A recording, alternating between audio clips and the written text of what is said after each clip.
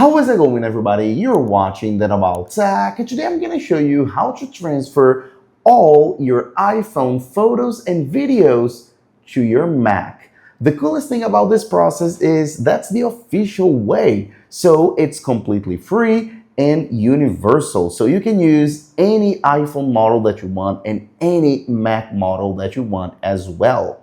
As a matter of fact, we don't even need to download anything because the software we're going to use is already here on our Mac. If you came to this video but you actually have a Windows PC instead of a Mac, we also have a dedicated video for you. I'm going to link a card right here, link in the description. It's a slightly different method, but it's also completely free if you have a Windows PC. Now, let's go ahead and get started. And the first thing you have to do is actually get your iPhone and then open up the iPhone settings. And then right here at the bottom, look for Photos, as you can see right here. So just like that, Photos, tap on it, and then scroll down until you get to Transfer to Mac or PC. Depending on your iOS version, if you're running an older version of iOS, you're gonna actually need to scroll quite a bit down and see this option. And instead of tapping on it, it's already gonna be here on this page, okay? But it's the exact same thing.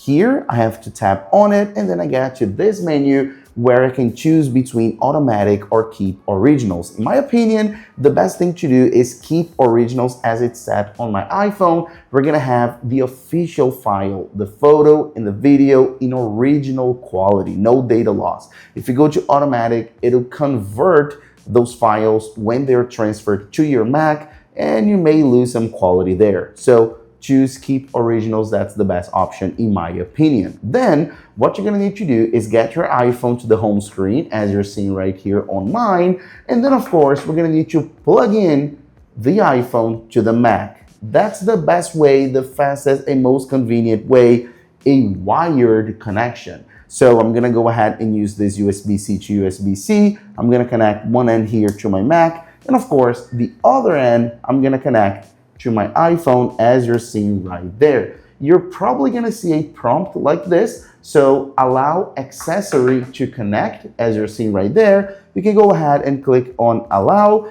and you may see a pop-up on your iPhone asking if you trust the computer. What you're gonna need to do is simply trust, and then of course, tap your lock screen passcode to confirm that it's you and you trust it. So type it in, and then we're good to go. You may see this Face ID pop up. Go ahead and confirm with your face, and then we're good to go. You can leave your iPhone right here, plugged in, connected, and charging. Leave it at the home screen. Don't lock your iPhone, okay? And what we're gonna need to do on the computer is simply use a software called Image Capture. And you have it, everyone has it. It's a native Apple software. So go ahead here and press on Command and then space bar. So Command space, as you can see, and then you're gonna go to your universal search and then search for Image Capture. As you can see, you can return to open, and that's it. That's Image Capture right here. Very simple, very basic application. You can click here under devices on your iPhone. It's gonna be right there. And then as you can see, you're gonna have your photos and videos right here in the same order, the exact same photos and videos as you're seeing right there. So we have here our photos and videos. In order to transfer, it's super simple. All you have to do really is select. You can easily click on one image or one video, tap on Shift, and then go ahead and scroll down until you get to your final position, for example here, and then you can let go Shift, and then you're gonna transfer all of those photos and videos.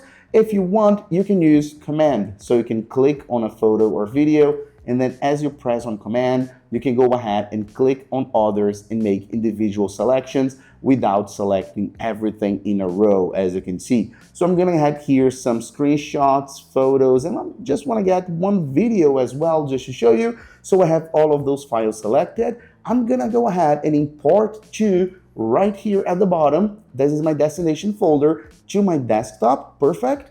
And then I'm gonna go ahead and click on download. If you want to, you can download all. So you can download everything.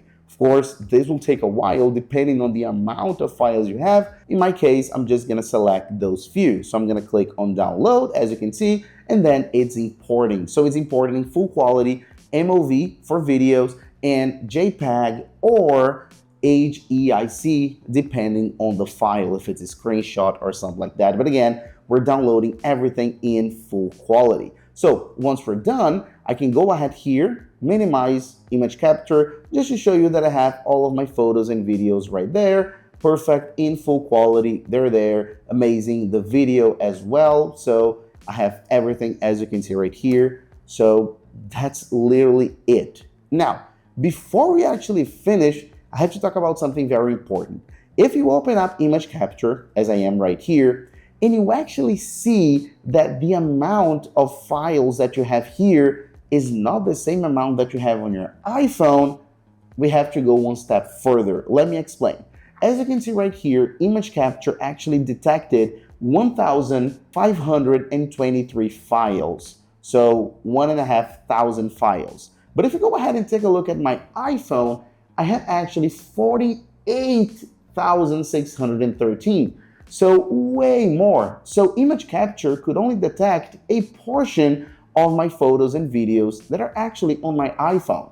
And that's because in this case right here, it's because I use iCloud Photos. So if you use iCloud Photos, you can see the icon right here as well. It means that the majority of your photos and videos are not going to be on your iPhone local storage. They're going to be in the cloud, in iCloud. And image capture can only see the photos and videos that are in the internal iPhone storage. That's why it only sees a portion of my entire library. If you are in the scenario that I am, if you use iCloud Photos and you want to have access to your entire library in order to download, to import to your Mac, you need to do something else. But it's very simple. You can close image capture because we're not going to access the photos directly, and you're going to actually need to open up your favorite browser. I'm using here Safari, and then you're going to go to iCloud.com. Just iCloud.com. Regardless where you are in the world, it's always iCloud.com. That's it, okay? And then you're gonna need to sign in to your Apple account because we're actually gonna access those photos and videos straight from iCloud because most of them are not on my iPhone, right? So I'm gonna go ahead here and log in to my Apple account. As you can see, it's going to be very fast. And right here, we get to the iCloud dashboard. But what we want is the photos and videos. So click here at the top right-hand corner at the icons, and then go to Photos, and then you'll see the magic happens. In Library, as you can see, we have here the 40,000 plus photos and videos. They're here, the complete library, so you can go ahead and get them right now. So all you have to do is click on a photo or video, and then as you can see, we have the icon right here to download, and then you're gonna simply download straight from iCloud servers. Click on Allow, and then it's gonna download to the Downloads folder. Perfect. You can do the exact same thing I showed you before. Use Shift or Command to select multiple items at once. And so that's literally how you actually download and transfer all of our photos and videos from your iPhone to your Mac using image capture to get the local photos and videos, or iCloud.com if you use iCloud Photos. That's it. Thanks for watching, and I'll see you in the next video as usual, guys. Bye-bye.